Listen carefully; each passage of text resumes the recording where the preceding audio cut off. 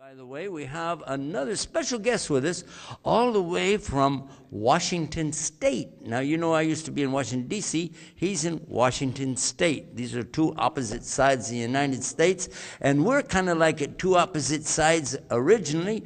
I'm coming from one background, he's coming from another background.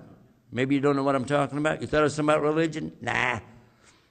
I'm from Texas, and he's from Alabama. That's as far away as you can get. Assalamu alaikum. Assalamu alaikum. Oh, he learned it. All right. There's hope for this guy. MashaAllah, we're glad to have you with us. This is Micah. And Micah, to the Christian background, you folks know him very well. He's been on international tours and mega churches and the big TV scene with all the great guys, right? Yeah, they're really good ones. Yes. And he's joined us to help us get a message across to Muslims and to Christians about how we can work together for a better future for all of us here in America. I remember that when I would watch the video, I had come home from the hospital and I just had my last dose of chemotherapy. I didn't know what to do with anything. I watched all the videos. I might be jumping ahead, but the thing is, I didn't know what to do. All I did was get prostrate on the floor, and I said, God, I do not know what to say, but teach me and guide me to whatever that I need to do. The key word for me, when I did the same thing 25 years ago, when I put my head on the ground, the key word was, guide me, guide me. And that changed everything in my life. I didn't have any idea the magnitude of what you say when you say Edina. When you say that with sincerity, you do not understand that this is more than just a key. This is something that's going to blow the hinges off the doors and, as we say in Texas, Katie, bar the door. Oh, exactly. Because it's coming. It's big time. And that's what happened to me, and that's what's happened to our brother Micah here. I got here on Tuesday, and one of the things that I really liked about this, I was never pushed. And I asked him when we were riding in the car, when are you going to allow me to do Shahada? Well, when do you want to? I want to do it right now.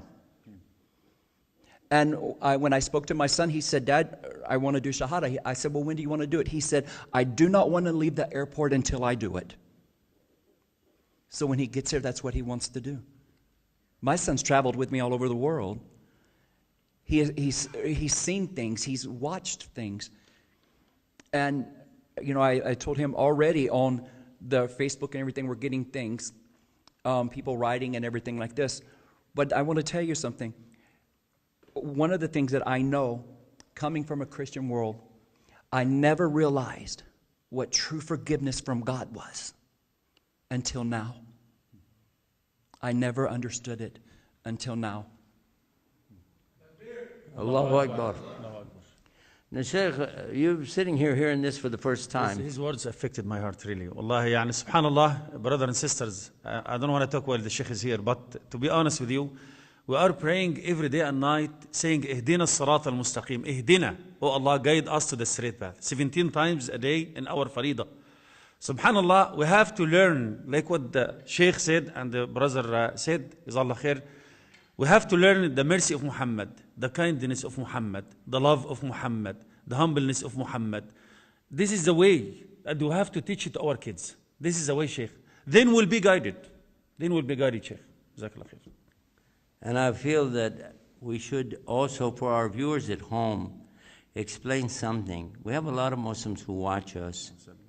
And we have a lot of non-Muslims who watch us as well. Please understand something. I'm going to repeat what I said in the earlier segment because I'm not sure everybody heard it. So we'll repeat. If you heard this part before, this is a good chance to run to, whatever you got to take care of right now and then come back. But the word Islam does not translate into English language. Many Muslims will say Islam means peace. And I won't deny that it infers that there is something in Islam that will bring peace. but that is not the meaning of the word itself. We never say, Islam alaikum. We would never say that because it doesn't make any sense. We would say to you, salam, which is from the same root.